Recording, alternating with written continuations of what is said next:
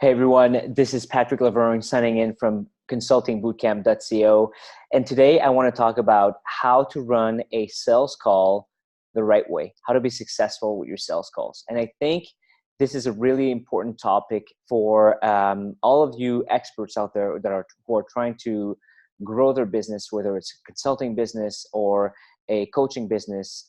And essentially, this is where a lot of people break their business. So they work really hard to put themselves out there, to position themselves in their market, to get themselves known, to connect with people, converse with people. Eventually, they bring someone on a call to basically qualify them and to pitch their services and offer their help, and only to run into an objection. So, for example, someone saying, hey, yeah, it sounds really interesting, but this is too expensive for me. I don't have the budget. It's not the right time. And, the deal just falls apart and then back to square one.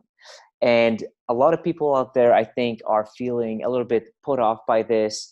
I certainly know a lot of coaches and consultants who it's not necessarily the part of their business that they enjoy the most. Like they wish they could just either give this piece away or they could just do without the entire sales call thing. So they're like, hey, why shouldn't I just put my price on my website and people can just buy from me?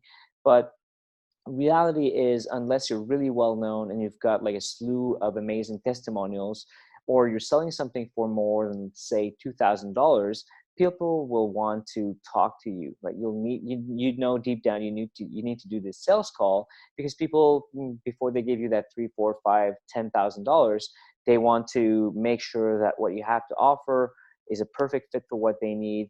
They want to vet you out. They want to see what kind of person you are, what kind of energy you're putting forth, what it would look like for the two of you to work together, and so on and so on. So sales calls are actually really important. They can take your business to the next level, or they can really hold you back. So today I really want to talk about, what makes a great sales call. How can you build a structure, and how do you show up yourself on those calls so that you have maximum chances of landing a client whenever the client is actually a right fit.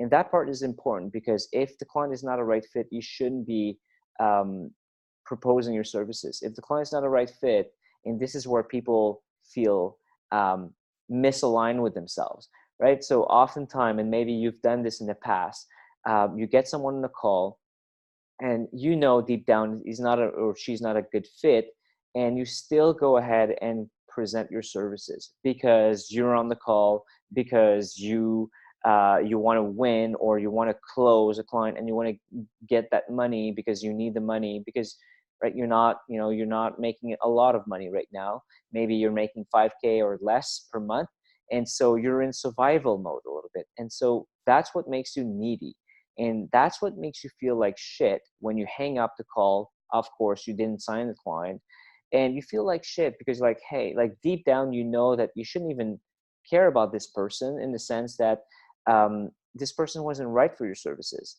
So, for example, for me, more than half of the calls that I do, I don't pitch what I do. I don't talk about how, what it is I do, because the way that I run my call, I get to the point very quickly where I realize that the person is not a right fit for my services.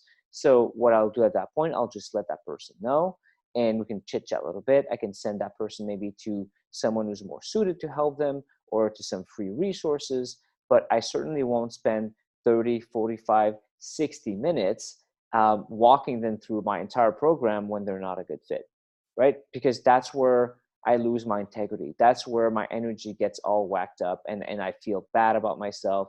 And then I'm like, oh, it's been 10 calls and no one's bought from me or anything. So I guess what's important to say here is you'll have to be to qualify people, and you'll have to make sure that you are actually offering your services to the right people. So with that being said, how do you structure a sales call? There's not that many parts that go into a sales call, and there are some things that whoever you go with, whether it's Grant Cardone or other people out there, everyone's doing this pretty much the same structure. So the structure really doesn't change. And I'll tell you right away, if you're a coach, oftentimes what coaches do, the big mistake they do is They want to prove to the other person that they're good. So they start coaching on the call. If that's what you're doing, you need to stop doing this. This call is not for you to coach. This call is for you to assess where that person's at, assess what they need, right? So you assess where they're at, you assess where they want to go, you figure out what they need, and then you should know if you are the right person to take them there. Now, if you're not convinced in your ability to help other people, this is also a reason why a lot of people are failing on their sales calls. So you can encounter someone who's a perfect fit for you, but if you don't deep down absolutely believe that this person will be successful with your help, you won't be convincing. And if you're not convincing, then the person will feel uncertainty. And if that other person feels uncertainty, they won't give you that $5,000 or that $10,000 or even that $1,000. They won't, because deep down they feel that you are not sure of yourself. And that's why people will ask if you have any client success. They'll ask to talk to some of your current clients. They'll ask if you can give them a rebate. They ask if you give a guarantee. They ask if you can come up with some payment plans. They ask if they can think about it and get back to you later. All of these objections oftentimes come from the fact that there's too much uncertainty on the call. And people are trying to gain certainty, right? Think about it. When someone asks you if they can talk to one of your clients who's been successful, the only thing they're trying to do here is raise their level of certainty. They're trying to be more sure of this investment, right? And if they're trying to be more sure of this investment, oftentimes it's because you haven't instilled enough certainty into this call. You've allowed for this call to kind of go south a little bit. And the way that you're handling yourself on the call, on your energy, the words you've been using, the hesitations you've been going with, right? All of these little things put together, we're human beings. We pick these things up. People pick it up, right? So it's really important that when you go on a call, I'm not saying like be completely convinced that you can help everyone. That's not the case. And I'll show you how. When you get to the point on the call where you're like, okay, this person fits my ideal customer. I know I can help that person.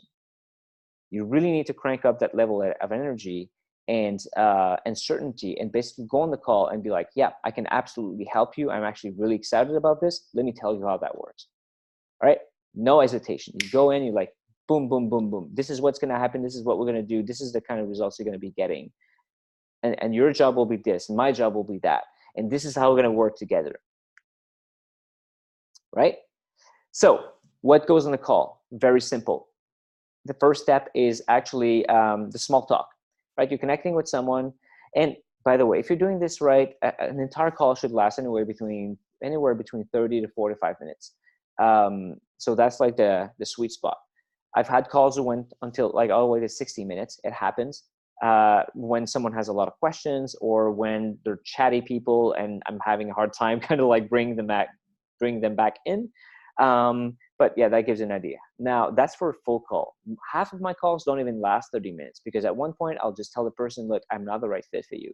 So, I'll tell you right away, I won't present my services because it has nothing to do with what you're looking for. But if you do that call the right way, people will be super happy about that. They'll respect you. You'll respect yourself. And then, you'll just send them on their day. So that being said, the first part is the small talk. Small talk should be very short, right? So I connect with you. So let's say, hey, Patrick, great connecting. Where are you calling from today?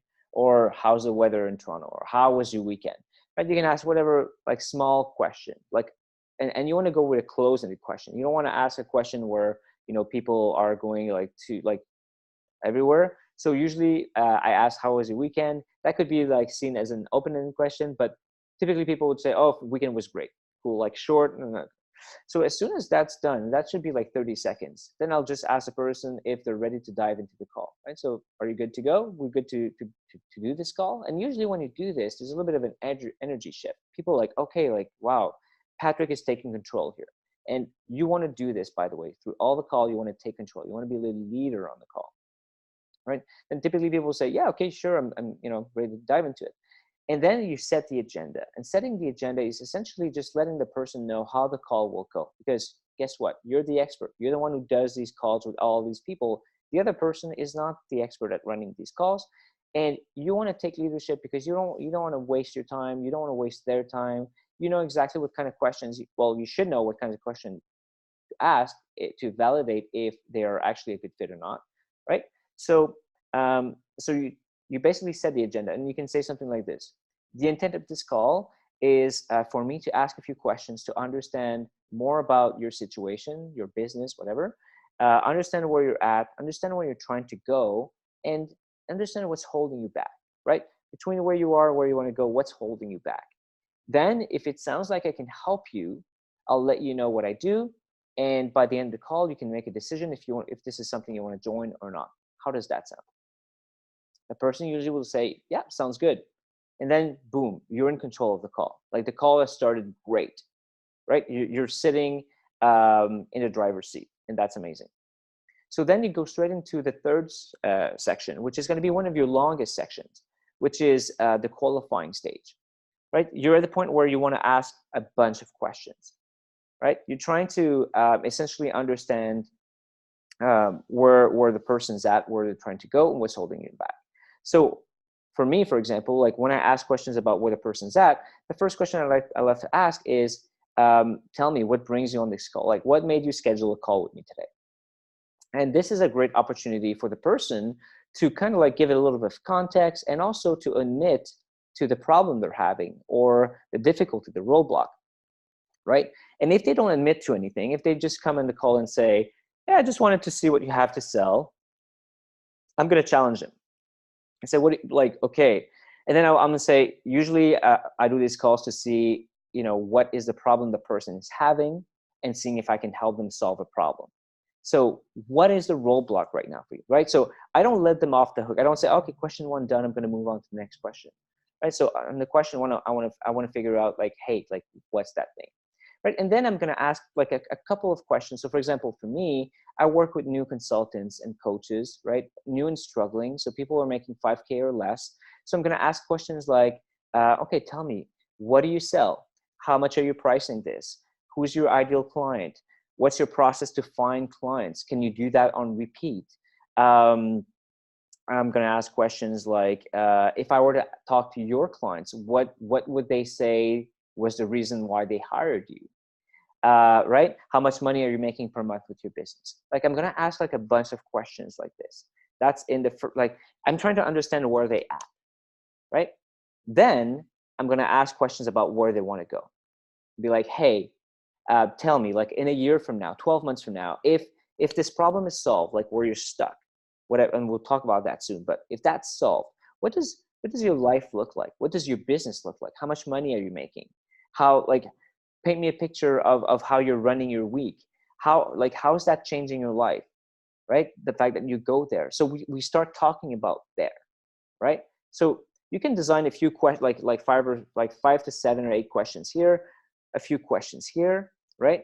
And then I'm going to ask a question. I'm like, okay, you're here. Let's say you're making $5,000 per month. You want to make $15,000 per month. It's going to change your life, freedom, disposable income, increase, traveling, taking care of the family, blah, blah, blah. And then I'm going to say, okay, why can't you go from here to here on your own, right? That's a really good question. And then people will think about it, and they'll be like, yeah, like I just don't know how to do it myself. Or I could, so either they'll say, I can't do it myself, or I don't know how to do it myself, or I could, but I really want to accelerate things. I don't want to waste a full year, 2 years to figure this out on my own. I want to, I want someone who's been through it to show me, so that I can accelerate this and get this done within a few months. Okay. Then I'm going to ask a question about, okay, so like you need help. And then I'm gonna challenge them, like, why aren't you staying where you are right now? Why don't you keep running things the way they're running? Sometimes people will say, yeah, actually, like, I could stay there. But most of the time people will say, no, I can't stay there because I can barely pay my bills. I'm super stressed. It's bringing stress in my family. It forces me to think that maybe I need to get a job again, and I really don't want to go there. And I have a vision, and I have this passion to, okay, like, you want to hear it. And then essentially what I do is like, okay, they want to go there. They don't know how to go. They really don't want to stay here. And then I'm going to ask them, like, okay, so like by when would you like to fix this? Because I've had some people who seem perfect, but then, they had a baby on the way. And now is not a good time to start working with me to solve this and to get them that level. So like, you know what, like Pat, like it would be more like in 3 months from now. So I love to ask them, like, when do you want to get started? Plus, if the person's hesitating, I'm like, there's something there. So you want the person to say ASAP, I want to start like today. I want to solve this today or yesterday or very soon, right? And so when you ask all these questions, like when the person tells you about who they are, then right there you can see if this is the people you're working with or not, right? Like if they say that they have a problem that you have no business solving, it's not something that you're doing, you can tell them right away. And after 5 minutes, the call is done. If they tell you where they want to go and where they want to go is not where you typically take people, then it's not a right fit, so you can let them go. If they don't really feel like they need help to get there, and they're more like just no, I got my shit together. Well, if you've got your shit together, let's just cut the call and I'll move to someone else who needs help. Because you can't help, you can force people to get your help, right? You need to go for people who actually need you, and that's how you're going to feel great about it, right? This is what's going to be like an ideal client. And you want to go for people who need you and they want it bad and they want it now, because these will be your best clients, right? When you think back of like who's your ideal client, it's someone who has a problem that you solve and really wants to get to that next stage, because you know that this client of yours will do the work. If someone doesn't really want it, they won't do the work, they won't be a good client, you won't get a testimonial, right? You won't feel good about it at all. It's going to, like, if you sign too many of these bad clients, you'll start doubting yourself, your ability to help people. It's not where you want to go, right? So you qualify the person. So the first step, small talk, agenda setting, qualifying the person. Typically that's going to be like half an hour right there, and that's okay. And people will love you for all these questions, because people will feel like you'll make them think about their own situation, where they want to go and everything. And this is something oftentimes most people don't even do. So you'll help them kind of like see what the gap is between where they are and where they want to go. You'll be like, holy shit, like there's this gap here. Yeah, I really want to fix this. Then you transition into explaining your services. Then if you feel like this is the right person, you can say, oh boy, Pat, like I'm so excited that we're on this call, because I've been listening to you kind of explain your situation, and I know 100% I know that I can absolutely help you get to where you want to go. So let's talk about this. And then they'll be like, okay, cool. Like, tell me, Pat, like, how can you help me? You'll notice I'm using Pat both ways. I know it's confusing, but I think you're following me here.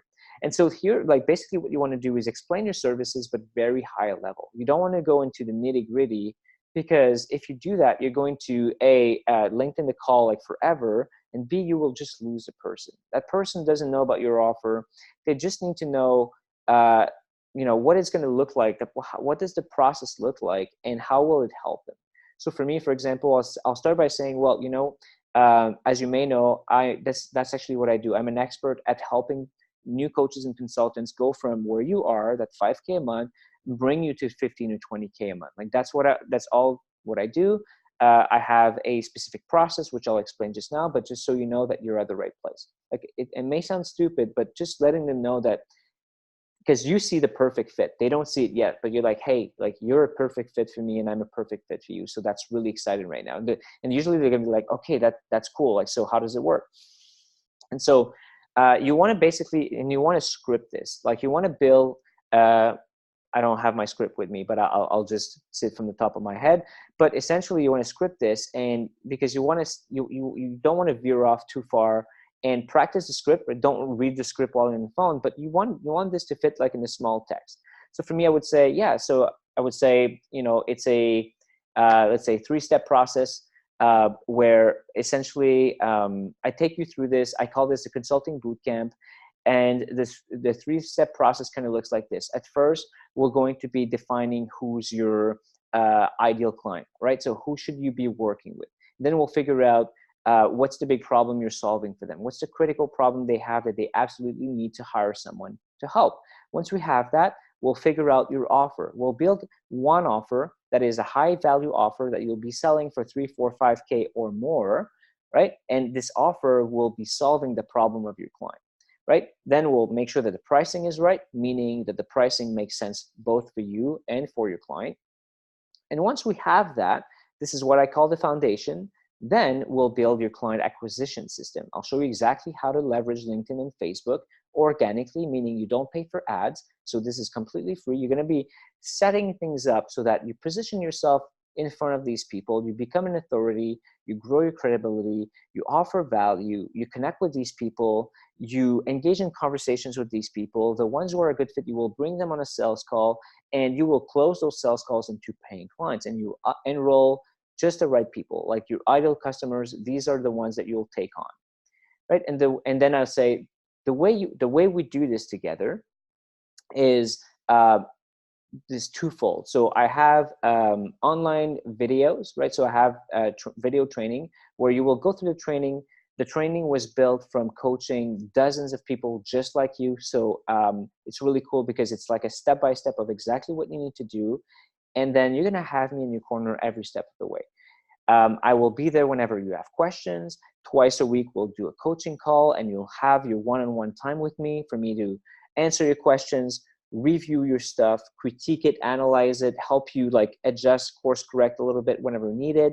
And also what we do is we have a little Facebook group just for my clients and I, and people go on the Facebook group and they ask any questions that they have so that you never are stuck. And then you just shut up, right? Because you've given a lot of information, and the person is trying to figure out, okay, like, is this what I really need? Is this, can I see myself using this to get to the next level, right? So at this point, typically people will either have questions, to which point you can answer all the questions, but no more. Just let them at this point kind of like take control of this part of the call. So they can say, okay, so you said that, we have 2 coaching calls per week. Like, are those fixed days? Like, what time is it? Because they can say, I'm in Asia, Pat, and you're in Canada. So like, am I going to be able to make it? Right? They'll have questions like this. So they ask their questions, you answer everything. And then when they're content, when they're happy with that, then they'll be like, okay, sounds interesting. So, how does it work? What are the next steps? How much does it cost? Then, this is them saying, okay, let's move on to the next stage. And when you get there, then you can make your offer. So, you can say, yeah, so, the full access to my consulting bootcamp and everything we talked about to get you the results that you need is X dollars. And then you can say, then I explain the process. So as soon as you pay, so I send you an invoice, you get an email, you can pay with credit card, Visa, MasterCard, American Express. As soon as you pay, what I do is I prepare your welcome package, right? And from there, you basically get everything you need. You have access to the platform. You are brought in the Facebook group, and you are being invited on the calls themselves as well. And you can get started. And the cool thing is you go at your pace, because these training modules, they're all unlocked from day one, and you can go through them. And then again, I will shut up. And then people will be like, okay, now they have the price, right? And now they're thinking, okay, is this basically what I need? And if you've done things correctly, if you've gone in and you were certain of yourself, if you've qualified and you've pitched to the right people and not pitching to the wrong people, this is where people will say, yeah, that sounds interesting. Or they can say, okay, that's a little bit more than I thought. I certainly see the value. Are there any solutions here? Do you have any payment plans? And then, or they can go with harder objections saying, I need to think about it. So how much time do I have to think about it? I need to talk to my partner. They can say, I don't have the money right now. And so what you need to do at this point is just know that people will have typically no more than 5 objections. So what you should do before even getting on the next sales call is making sure that you're covering the objections. So you can even have little cards, just go buy little cards, and you should have one card for it's too expensive, one card for I don't have the money, one card for I need to talk to my partner about this.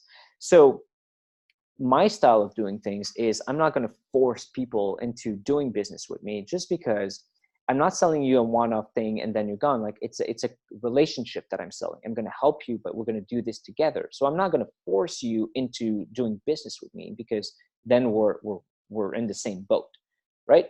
It's not like I'm selling you something on the beach and I'm selling you something like sunglasses and then I'll never see you again because you're going to be flying off. It's not a one-off like that. So what I love to do personally is listen to their concern, right? So if someone says, "Oh, like it's expensive, it's a lot of money," I'll just listen to what they have to say. Like I won't jump and say, "Yeah, I know," blah blah blah. Like sometimes people just need to hear themselves think, and they'll talk about it, and they'll be like, "Yeah, it's a lot of money," and it's okay that it's a lot of money, right? So for me, I don't even freak out. Like if they want to think it's a lot of money, cool, but I just let themselves talk themselves through it. And oftentimes, what's going to happen is they'll say stuff like, "Okay, it's a lot of money. Yeah, wow, yeah, I'm gonna have to do this. I'm gonna have to be careful with that. I'm gonna have to cut back here. Yeah, Pat, it's a lot of money, huh? Yep."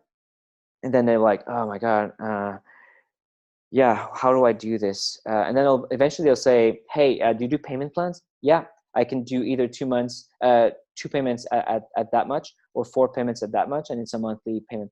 "Oh, okay, that's cool. Okay, like that will work. Can I put that on a credit card?" "Yeah, it could be any major credit card, Visa, Mastercard, American Express." "Okay, okay. Well, in that case, yeah, in that case, I will take your four payments and I'll put it on my Amex." Right? Just because I did not freak from the get-go when they said this is a lot of money or this is too much, right? It's sometimes they will come up with an argument and you just let them talk themselves out of it. Other time they'll say, "I need to speak with my partner," and at which case, what I hear when they say that is, I still have doubts. So at this point, for me, I won't say no, you shouldn't talk to your partner. Like it's stupid. I won't also like force them into making a decision right now if they don't feel ready. So I'll say something like, "Yeah, that's like I totally get that, and that's great that you want to include your partner into this. So, let me give you all the information that is missing right now so that you can take this to your partner and you can have a great conversation." So what is, where is the doubt coming from right now? Like, walk me through what's going on in your mind right now so I can give you that information. So essentially what I'm asking them is, tell me like the real objection, like tell me what's holding you back right now. And oftentimes they'll walk me through that and I'll give them the information. And sometimes right then and there I'll be like, "Oh yeah, like now like, okay, that was silly. I like, let me buy already." Or they'll say, "Okay, thank you so much for the information." So when someone needs to go and think about it, either talk to a partner or sleep on it, whatever, at the very least, what I do is I'm going to ask them, "Hey, how much time will it take for you to go to your partner or to think about it?" And typically people will say, "Oh, like, I'll do that tonight or tomorrow." And then what I do is I book a follow-up call, like right on this call. What you want to do is say, "Okay, tell you what, if you're going to be talking to your partner tomorrow, how about, in the next 48 hours, we just come back on this call and finish the call together, right? We'll take 5 to 10 minutes. You'll let me know your answer. And if it's yes, then I'll set you up. And if it's no, it's going to be okay as well." And then all the time they'll say, "Yeah, sure, no problem." So I just basically put that in the calendar, because if you don't do that, what's going to happen is they will walk away and then it's going to be super awkward. You'll be like, like, "Pat, like, when should I follow up with that person? They were supposed to get back to me. They never did. I sent an email. They didn't answer." That sucks. So book the follow-up call like right when they say this, and they'll feel bad to say no, and that's okay. So you can just book that call, and typically people will show up on the call, and it's going to force them to basically make a real decision on this, because they'll know that you have a call coming up with them, right? And oftentimes people will say yes. They'll come on the follow-up call and be like, "I'm in." In the case of a partner, typically, what I'll say is, if your partner has any questions, or if the partner wants to come on the follow-up call, bring your partner as well, or take the partner's questions down, bring those with us. So like, because if the partner has objections that I don't know about, I want to have a chance at talking about them, right? So that's also a way you can go. But for sure, what's important is those top 5 objections that you always get. Don't go in being not prepared again. Just build some cue cards on these 5 objections, and go on the internet or come in my Facebook group, Quest to 10K, and we talk about these things, and I'll be more than happy to kind of like guide you in the right direction as well for that. So I hope that was useful. If you are looking to grow your like if you are a consultant or a coach, and you need help, right? You're like, "Pat, I am that person you spoke about, you talked about. I'm at 5K. I'm trying to get to 10 or 15 or 20K. I want to be consistent. Yeah, like Pat, like I need help. More than happy to walk you through this call. And the cool thing is we can do this call and I can even record it for you and I can get it to you afterward, to see if you actually would be a good fit for the consulting bootcamp and if the bootcamp would be a good fit for you to help you go to where you want to go next. So if that's the case, as usual, there's a link. There's going to be a link below. You can use that link. You can book the call, and we'll just spend that 30 to 45 minutes together. We'll have fun. We'll see where you are, where you want to go, what's holding you back. I'll tell you everything, and it's going to be a nice little coaching call on how to do sales calls as well, which is kind of like a little added bonus right there. So if that's the case, I invite you to hop in. And in the meanwhile, if you've liked this video, feel free to give me a thumbs up. Feel free to subscribe as well, because now I'm putting videos every day on weekdays. And that's it, right? So I wish you guys an amazing day, and we'll reconnect on the next video. All right, peace, bye.